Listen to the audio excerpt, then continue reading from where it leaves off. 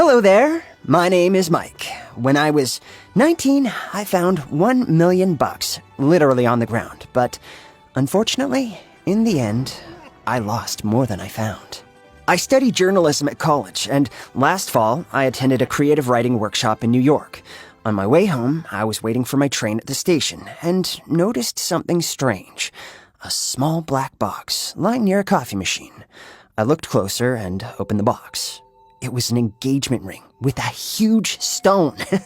For some reason, I was sure that the ring was a fake, so I had no problem with taking that find as a souvenir from New York for my girlfriend, Amanda. I arrived back at my college campus, but before giving that ring to Amanda, I decided to take it to an appraiser at the local jewelry shop. You know, just in case. An old, respectable gentleman examined the stone with some special equipment, and when he saw the engraving, he was completely shocked. It was a real diamond. I had found a 14-karat diamond ring at the railway station. It cost around $998,000. The appraiser suspected me of stealing it, but I told him the truth. We contacted the insurance company and determined the original buyer. His name was Johan. He was a mysterious rich guy from Europe who had inherited his wealth. The insurance company came and took the ring in order to deliver it safely. On my way home, I had very mixed feelings about that. Later that night, I was having dinner with Amanda. Suddenly, I received a FaceTime call from an unknown number. I thought it was the insurance company, but it was Johan himself.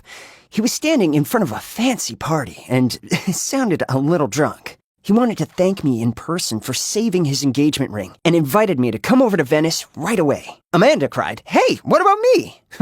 When Johan noticed Amanda, he invited her too.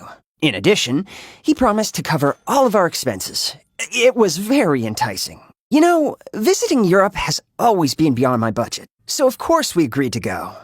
In about a week, Johan's bodyguard, Jeff, arrived at our college campus in a luxury car and took us to the airport.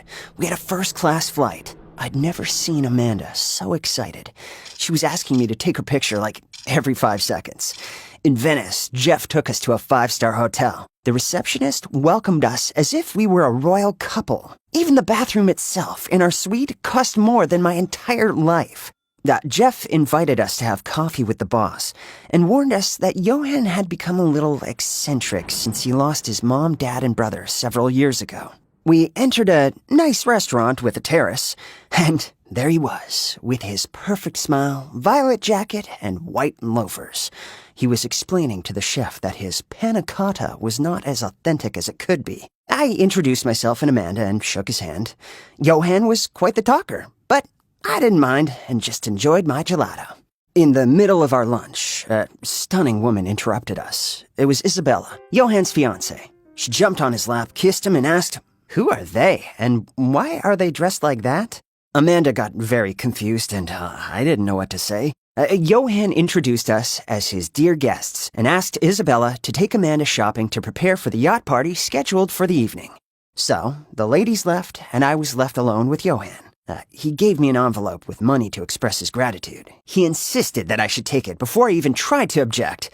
I thought, why not? It never hurts to have a little extra cash. When I arrived back at the hotel room, I carefully counted the money, and it was $10,000.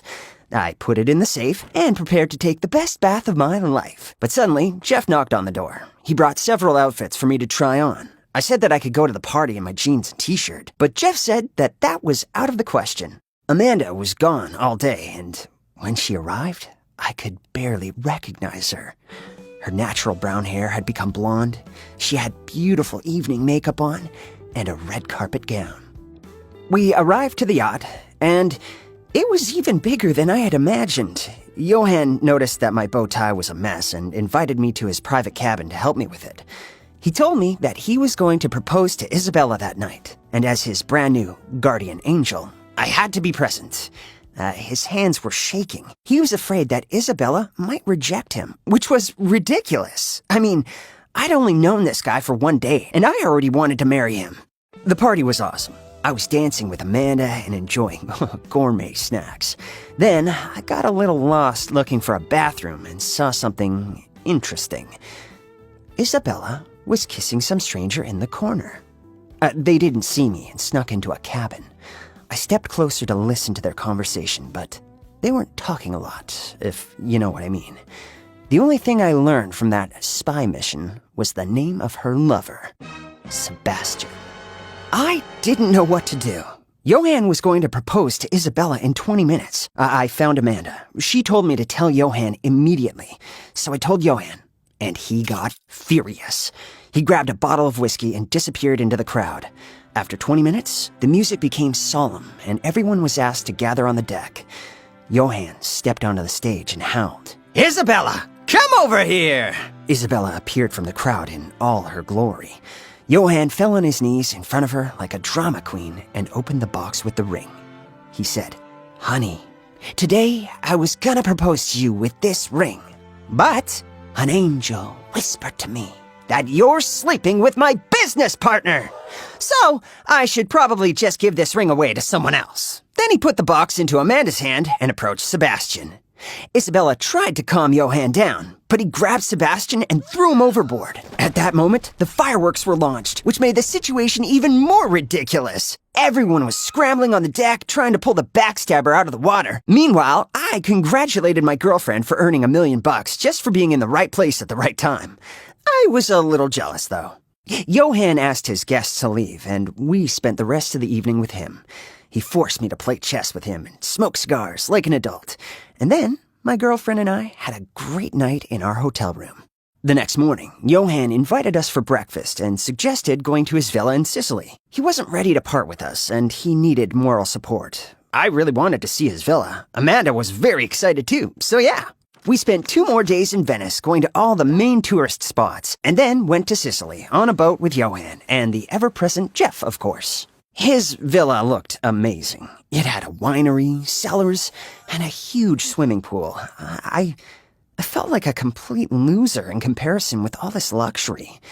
Meanwhile, Amanda was obviously having the time of her life. One night, Johan invited his friends for a pool party. A sultry woman named Francesca, who was in her 30s, was chasing me all night, despite the fact that she arrived with her husband. She insisted on applying lotion to my tender skin. That was awkward. After dinner, things got worse.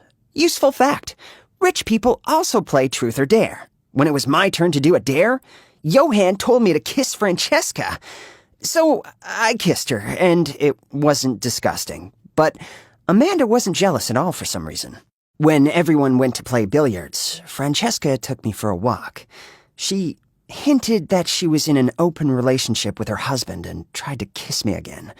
I explained that Amanda was my girlfriend, but Francesca laughed and asked, "Are you sure?" That pissed me off. I went to sleep early, but I couldn't sleep all night. Amanda returned from the party at 4 a.m. The next morning, I suggested that we go back to the USA, but Amanda protested. Johan had already promised to show her a bunch of beautiful places on the island. She didn't want to miss the opportunity to advance her Instagram posts. Well, I just gave up. Later that night, Jeff drove the 3 of us to a beautiful rocky beach. The walk was beautiful, but stressful, because I had to watch over Amanda, who was taking videos and pictures the whole way. And I had to watch Johan, who was drunk and stumbling the entire time. After swimming, I fell asleep on the beach. When I woke up, my skin was on fire, and nobody had woken me up. Amanda was posing in her swimsuit by the shore, and Johan was taking pictures. I crawled into a shady beach bar. When Johan and Amanda returned to me, she showed me all of her pictures, and it was only then that she noticed that I looked like a lobster. They took my poor body to the villa and put me to bed. Meanwhile, Johan and Amanda left for an art exhibition without me. But Johan invited Francesca to come and brighten up my loneliness. She jumped into my bed and we watched a movie. She cooled my skin with her cocktail glass and it felt like heaven. Nothing happened between us, but we fell asleep in the same bed. When Amanda returned, she cried, "What the heck?" Francesca grabbed her bag, said goodbye, and left. I tried to explain myself, but Amanda didn't listen. She decided to go sleep downstairs. In the middle of the night, I decided to go and talk to her. I checked everywhere. No Amanda, no Johan. And finally, I found them kissing by the pool. Oh, I got very mad. I threw the phone at Johann's head, but he dodged, and the phone landed in the pool. Amanda was trying to save her phone while Johann was trying to calm me down, but I ran away because I didn't want them to see me crying. My skin was still hurting, and I decided to continue the scandal the next day. But in the morning, Jeff told me that Johann and Amanda had left for Switzerland. He provided me with an airplane ticket to the USA and an even bigger envelope of money. I refused to take them and left that awful place as soon as I got better. As for Amanda, after a week, she texted me that she was going to stay with Johann and thanked me for introducing her to the love of her life.